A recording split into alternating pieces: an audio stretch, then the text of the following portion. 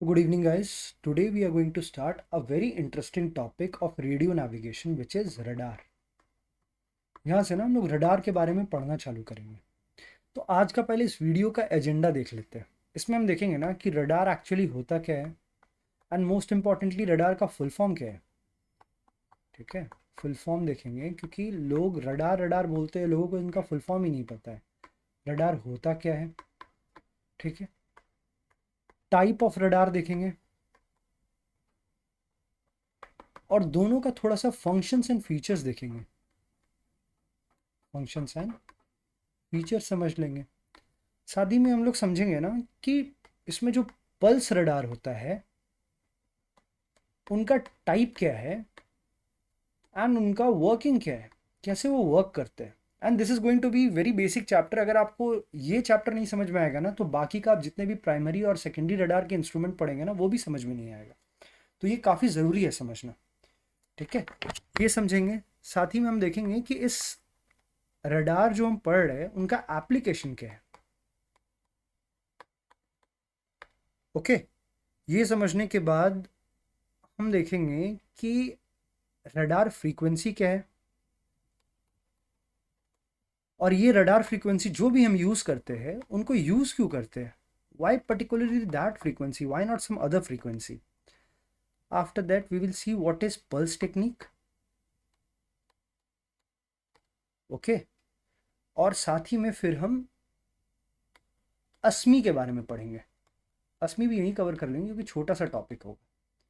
ठीक है, so let's begin the topic, let's see. And this is very basic chapter. अगर आप radar instrument के बारे में पढ़ने जा रहे हो या रडार इक्विपमेंट के बारे में पढ़ना चाह रहे हो तो ये काफ़ी ज़रूरी है समझना। तो सबसे पहले आता है रडार। यार अगर रडार का हम फुल फॉर्म देखें ना तो रडार क्या होता है, रेडियो डिटेक्शन एंड रेंजिंग, ये इसका फुल फॉर्म है। रे डी RADAR। ठीक है, फुल फॉर्म हो गया। अब अगर ये समझ में आ गया हो तो इसका मतलब भी देख लेते हैं यार। तो अगर पहले ना जो बुकिश लैंग्वेज है ना एकदम सिंपल में अगर मैं उससे पहले बताऊं तो it is used to detect object. अब वो ऑब्जेक्ट कुछ भी हो सकता है, वो एयरक्राफ्ट हो सकता है, वो शिप हो सकता है, वो क्लाउड हो सकता है, वेदर हो सकता है, कुछ भी हो सकता है वो। ठीक है, टेरेन आप कह लो, कोई माउंटेन है, ऑब्स्टेकल है, उसको भी आप डिटेक्ट कर सकते हो, माउंटेन्स या ऑब्स्टेकल। ठीक है, अब थोड़ा सा बुकिश लैंग्वेज भी देख लेते हैं। तो it is a system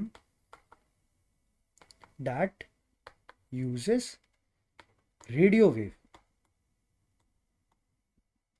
to detect,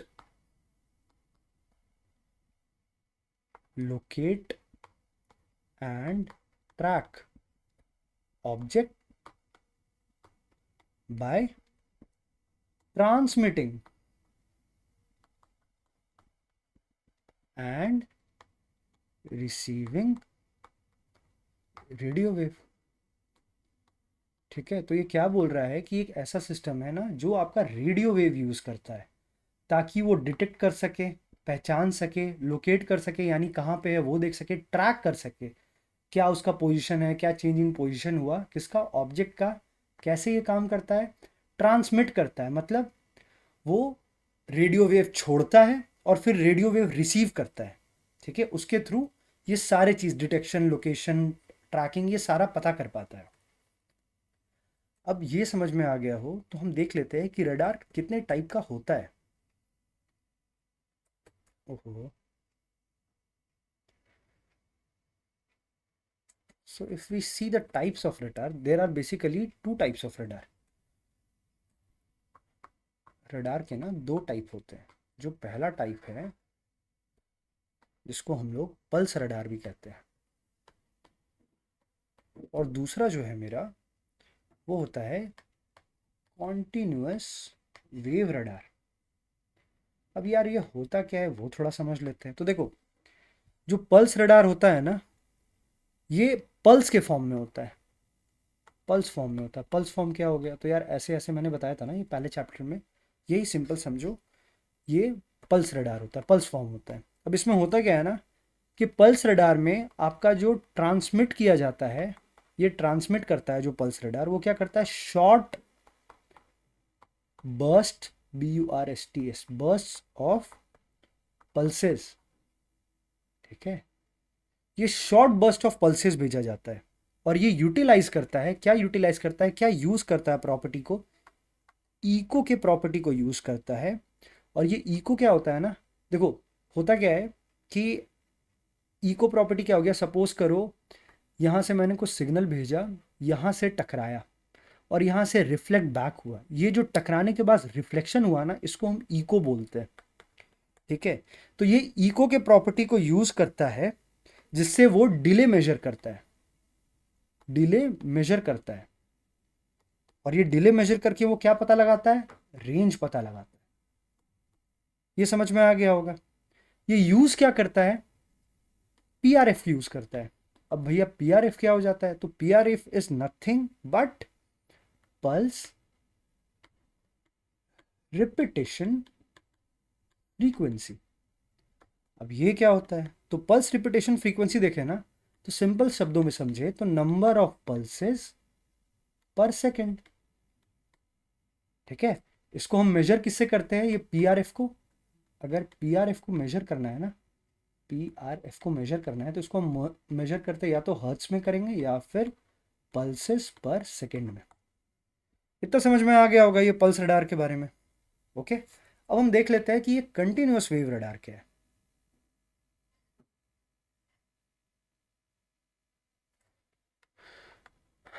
continuous wave radar, तो इसके बारे में अगर समझते हैं तो ये ना वेव के फॉर्म में होता है, जैसे वो मैंने बताया वो इस तरह से होता है, ये कैसा होता है, ये कुछ ऐसे फॉर्म में होता है, वेव के फॉर्म में होता है। ठीक है, और ये मेजर करता है, ये सपोज ये भी तो रेंज ही मेजर करेगा ना, लोकेट करेगा ऑब्जेक्ट को, डिस्टिंग्विश करेगा। अभी मैंने इतना सारा चीज़ बताया, डिटेक्ट, लोकेट, ट्रैक। तो ये कौन सा टेक्निक यूज़ करता है, तो ये डॉपलर शिफ्ट का टेक्निक यूज़ करता है, डॉपलर शिफ्ट का टेक्निक यूज़ करता है। अब बात आता है कि यार डॉपलर शिफ्ट क्या होता है, तो डॉपलर शिफ्ट ना हम लोग आगे पढ़ेंगे। डॉपलर शिफ्ट अगर मैं सिंपली आपको बताऊं तो ये क्या मेजर करता है, चेंज इन फ्रीक्वेंसी मेजर करता है। ठीक है, लिख ही देता हूं, मेजर्स चेंज इन फ्रीक्वेंसी, कितना फ्रीक्वेंसी में चेंज आया है। ओके, तो एक चीज और इसके बारे में बता दूं, ये जो कंटिन्यूअस वेव रडार है ना, ये it cannot measure range directly, it cannot measure range directly, hence इसीलिए इसको एक एडिशनल एडिशनल टेक्निक भी चाहिए होता है। और वो टेक्निक कौन सा है, बहुत सारे टेक्निक है, बट इनमें से जो हमें पढ़ना है या हमारे काम का है वो फ्रीक्वेंसी मॉड्यूलेशन है। और फ्रीक्वेंसी मॉड्यूलेशन क्या होता है ये मैं आपको बता चुका हूँ। ठीक है, पहला चैप्टर में बताया हूँ, तो ये समझने वाली बात है। अब देखो, हम जितने भी अभी आगे में जो सिस्टम पढ़ेंगे या जो इक्विपमेंट पढ़ेंगे, उसमें हम मोस्टली यूज़ करेंगे पल्स रडार ही। अब पल्स रडार भी दो टाइप के होते हैं, वो हम आगे देखेंगे, बट याद रखना कंटिन्यूअस वेव रडार जो इक्विपमेंट या जो डिवाइस मेरा यूज़ करता है ना, वो एक ही है, वो है मेरा radalt, also known as radio altimeter. ये रेडियो ऑल्टीमीटर के बारे में हम लोग बहुत डीपली पढ़ेंगे, बहुत अच्छे से पढ़ेंगे, बट अभी बस इतना याद रख लेना। ठीक है, ओके, थोड़ा सा और बेसिक कर लेते हैं। अभी मैंने आपको पल्स रडार में बताया था कि वो यूज़ करता है क्या, जो पल्स रडार है वो यूज़ करता है PRF को। थोड़ा सा PRF को ना और समझते, PRF मतलब pulse repetition frequency which is measure in hertz और पल्स पर सेकेंड। ठीक है, अब देखते हैं हम ये PRF हेल्प कैसे करता है। तो ये क्या करता है ना, it helps in determining determining range accuracy, range के एक्यूरेसी को हेल्प करता है। साथ ही में क्या करता है, ये डिटरमाइन करने में हेल्प करता है मैक्सिमम रेंज रेस्ट्रिक्शन, या नहीं, मैक्सिमम रेंज रिस्ट्रिक्शन तो नहीं बोलेंगे, मैक्सिमम रेंज डिटेक्शन बोलेंगे। ठीक है, तो MRD मैक्सिमम रेंज डिटेक्शन। साथ ही में और क्या मेजर करने में हेल्प करता है या डिटरमाइन करने में हेल्प करता है, तो आपकी स्पीड को भी ये मेजर करने में हेल्प करता है। अब यार कंफ्यूजन लोगों को ये होगा कि मैक्सिमम रेंज डिटेक्शन क्या होता है। देखो रेंज एक्यूरेसी तो समझ में आ जाता है, स्पीड समझ में आ जाता है, ये MRD हम थोड़ा समझ लेते हैं। MRD क्या है ना, ये ना फारदेस्ट, आपके जो दूर से दूर आप सोच सकते हो फारदेस्ट डिस्टेंस, ऐसा farthest distance eight which radar can detect and track object reliably. ठीक है, एकदम बेसिक है, एकदम बेसिक है कि रिलायबली ये कितना ज़्यादा दूर तक कोई भी ऑब्जेक्ट को डिटेक्ट कर सकता है या ट्रैक कर सकता है। ठीक है, तो ये समझने वाली बात है। अब ये अगर समझ में आ गया हो तो हम टाइप्स ऑफ पल्स रडार देख लेते हैं। अब देखो जो पल्स रडार होता है ना मेरा, अब रडार भी दो टाइप के था, एक तो था मेरा पल्स रडार था और एक कंटिन्यूअस वेव रडार था।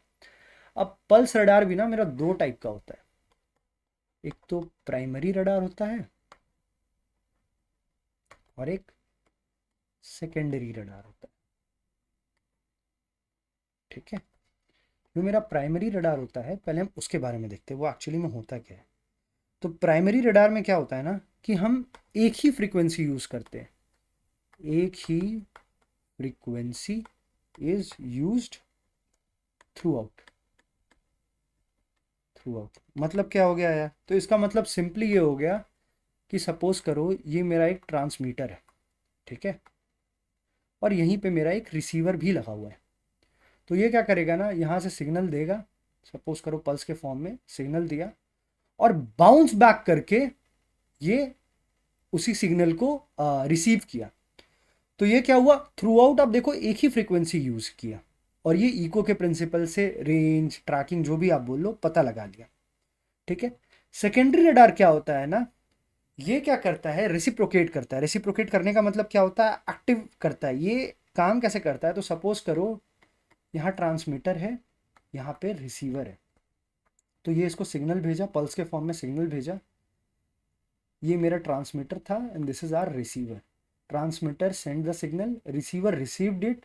रिसीवर क्या करता है ना, इसको एक्नॉलेज करता है, ये सिग्नल को रिसीव करता है, प्रोसेस करता है और रिप्लाई सेंड करता है एक दूसरे फ्रीक्वेंसी में। ठीक है, अब वो फ्रीक्वेंसी कम हो सकता है, ज़्यादा हो सकता है, कुछ भी हो सकता है। तो ये बेसिकली मेरा सेकेंडरी रडार होता है। ठीक है, तो in primary radar one frequency is use through out and in secondary radar it can use two frequency, one frequency is for the transmitter and one is for the receiver। ठीक है, तो ये समझने वाली बात है। डिलीट हो जाओ। ठीक है, जो सेकेंडरी रडार में हम यूज़ करते हैं ना, वो हम, मैंने तो आपको बोल दिया समझाने के लिए कि ट्रांसमीटर और रिसीवर, बट एक्चुअली जो वर्ड आना चाहिए वो आना चाहिए ट्रांसपॉन्डर एंड इंटेरोगेटर। इंटेरोगेटर, अब इसमें इंटरोगेटर क्या हो गया, तो सपोज करो कोई सेकेंडरी रडार है मेरा, वो इंटरोगेट करना चाहता है। इंटरोगेट मतलब पूछना चाहता है, किससे पूछेगा, ट्रांसपॉन्डर से। ट्रांसपॉन्डर मेरा मोस्टली कहाँ लगा है, इस केस में एयरक्राफ्ट में मान लो। ठीक है, पढ़ेंगे इतनी बार अभी इंटरोगेटर ट्रांसपॉन्डर वर्ड यूज कर लेंगे ना हम लोग आगे में, कि ये जो भी थोड़ा बहुत कंफ्यूजन होगा वो भी खत्म हो जाएगा। ठीक है, अब हम टाइप्स देख लेते हैं पहले, उसके बाद हम आगे पढ़ लेते हैं। पहले हम प्राइमरी और सेकेंडरी रडार के अंदर क्या क्या आता है वो देख लेते हैं। देखो एक ट्रिक याद रखना, प्राइमरी रडार के लिए, प्राइमरी रडार के अंदर क्या क्या आएगा, सेकेंडरी रडार के लिए क्या क्या आएगा, एक ट्रिक है, बड़ा बढ़िया ट्रिक है। इसमें याद रखना पराग, PARAG, इसमें याद रखना STD। STD मतलब वो वाला STD नहीं, सेव द डेट से याद रख लेना। अब पराग क्या हो गया, तो पराग में देखो P stands for primary radar, primary radar बता रहा है। A से मेरा क्या हो जाएगा, A से मेरा AWR हो जाएगा, जिसको हम लोग एयरबॉर्न वेदर रडार भी बोलते हैं। R से मेरा क्या हो जाएगा, R से मेरा हो जाएगा रेडियो ऑल्टीमीटर हो जाएगा। ठीक है, उसके बाद A से वापस क्या आ जाएगा, A से मेरा अस्मी आ जाएगा। ASMI stand for airfield surface movement indicator. ये हम लोग अभी पढ़ देंगे, बहुत छोटा सा है बट वेरी इंपॉर्टेंट। उसके बाद आ जाता है PARAG, जी आ जाता है, जी में मेरा क्या आ जाता है, GPWS आ जाता है। GPWS मतलब ग्राउंड प्रॉक्सिमिटी वार्निंग सिस्टम। ठीक है, तो ये सारे जो भी है ना सिस्टम्स, ये मेरे प्राइमरी रडार के अंडर आएंगे। अब सेकेंडरी रडार में क्या आएगा, तो एस से मेरा क्या हो जाएगा, एस से मेरा हो जाएगा सेकेंडरी सर्वेलेंस रडार। जो भी आप स्क्वाक कोड डालते हो ना, वो इसी इसी में सारा चीज होता है। ठीक है, फिर टी से क्या हो जाएगा, टी से मेरा टी कैस आ जाएगा, TCAS traffic collision avoidance system. And D से मेरा क्या आ जाएगा, डी से मेरा DME आ जाएगा। ठीक है, इसके बारे में, इसके बारे में, इसके बारे में, इसके बारे में, इसके बारे में, इसके बारे में, इसके बारे में, इन सब के बारे में हमें पढ़ना है। जैसे ये पढ़ लेंगे ना, मेरा पूरा चैप्टर ही, पूरा बुक ही खत्म हो जाएगा रेडियो नेविगेशन का। इन सब के बारे में ही पढ़ना है, बट इन सब के बारे में पढ़ने से पहले बेसिक समझना पड़ेगा। इस चैप्टर में, इस लेक्चर में आज हम इसके बारे में बात करेंगे, बाकी सब के बारे में सेपरेटली बात करेंगे, क्योंकि सब बड़ा बड़ा है। ठीक है, तो अब ये समझ में आ गया हो तो हम लोग आगे देख लेते हैं। आगे देखने के लिए पहले हम लोग समझते हैं कि रडार का एप्लीकेशन क्या है। What are the application of radar, radars application. Application भी समझना जरूरी है, एप्लीकेशन। ठीक है, तो सबसे पहले हम देखें ना, तो रडार एप्लीकेशन में क्या आ जाता है कि ATC का यूज होता है। ATC यूज करता है, sorry, ATC uses radar. Radar क्यों यूज करता है, मॉनिटर करने के लिए एयरक्राफ्ट को in relation with other aircraft, other aircraft जो कि फ्लाई कर रहा है या रनवे है, ताकि वो सेपरेशन ऑफ ट्रैफिक दे सके, ट्रैफिक का सेपरेशन दे सके। ये क्यों दिया जाता है, ताकि कोलिजन अवॉइडेंस हो सके, कोलाइड नहीं करे। ठीक है, दूसरा क्या आ गया, दूसरा आ जाता है precision approach, APROACH, approach radar में भी यूज होता है। प्रिसिजन अप्रोच रडार कुछ नहीं, वही सर्वेलेंस रडार अप्रोच, ताकि ILS लेट डाउन करवा सके।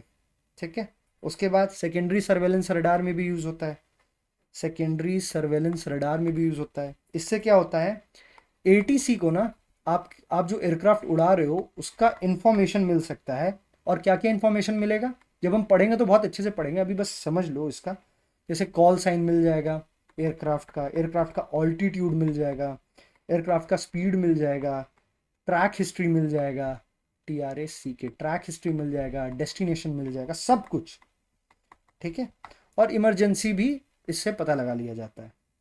फिर क्या होता है, डॉपलर रडार। अब यार डॉपलर रडार के बारे में ना थोड़ा सा हम लोग देखेंगे, इतना ही एप्लीकेशन है रडार का।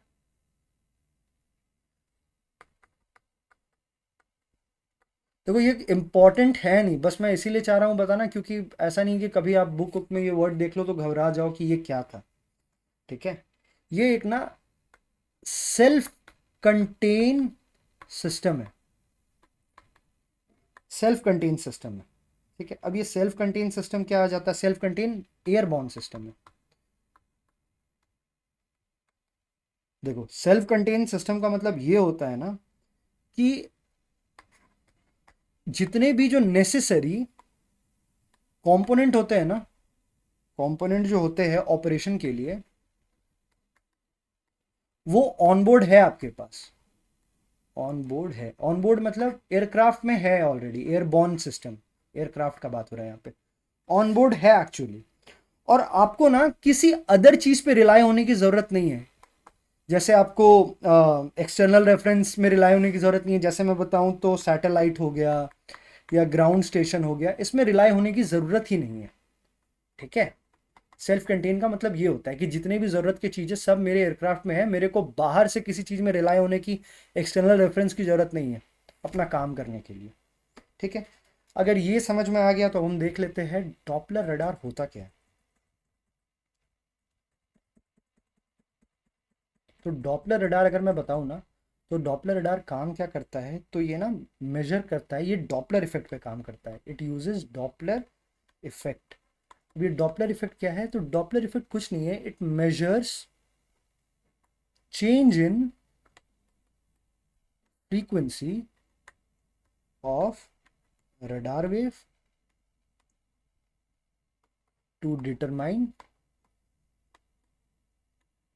ground speed and drift angle। ठीक है, यही जो रडार, डॉपलर रडार है ना, वो मेरा यूज होता है डेड रेकनिंग में भी, डीआर में भी, इसके बारे में भी पढ़ेंगे, डेड रेकनिंग के बारे में भी हम पढ़ेंगे, बस अभी ये वर्ड ध्यान में रखना। ठीक है, तो ये सारा रडार का एप्लीकेशन था। एक रडार का एप्लीकेशन ये भी था कि it is also used in DME. DME distance measuring equipment है जो मेरा स्लांट रेंज देता है। ठीक है, ये क्या करता है, मेरा स्लांट रेंज देता है और वेरी एक्यूरेट देता है। तो इन सब के बारे में हम पढ़ेंगे।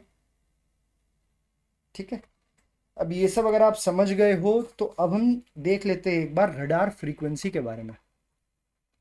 रडार के फ्रीक्वेंसी के बारे में भी हम देख लेते हैं। तो रडार की फ्रीक्वेंसी के बारे में मैं अगर आपको बताऊं ना, तो रडार सिस्टम जो होता है ना, वो मेरा कौन सा फ्रीक्वेंसी यूज़ करता है, VHF and above band use करता है। अब बात होती है कि यही VHF एंड अबव क्यों यूज़ करता है, तो क्योंकि ये जो मेरा बैंड होता है ना, VHF एंड अबव, ये फ्री होता है from external noise, static and ionosphere scattering. ठीक है, क्यों, क्योंकि होता क्या है ना कि बेटर आपको टारगेट डिस्क्रिमिनेशन मिलेगा इससे, डिस्क्रिमिनेशन एंड बियरिंग मेजरमेंट के लिए। अब देखो, बियरिंग तो आपको पता है क्या होता है, हम टारगेट डिस्क्रिमिनेशन समझ लेते हैं। ये एक नया वर्ड हमारे सामने आया है। टारगेट डिस्क्रिमिनेशन क्या होता है कि रडार सिस्टम के पास ना एक एबिलिटी होता है ताकि वो डिस्टिंग्विश कर सके multiple target with in its field of view. मतलब क्या हो गया टारगेट डिस्क्रिमिनेशन का, टारगेट डिस्क्रिमिनेशन ये हो गया कि सपोज करो अगर आपके फील्ड ऑफ व्यू में, अगर आपको व्यू में 2-3 ऑब्जेक्ट दिख रहा है या 2-3 एयरक्राफ्ट बहुत सारा दिख गया, तो आप ना सेपरेटली सबको व्यू कर पाओ और सबके बारे में जान पाओ। ठीक है, तो मैं लिख के दिखा देता हूँ, ये कहीं नोट कर लो करना है तो। So it is the ability, it is ability to distinguish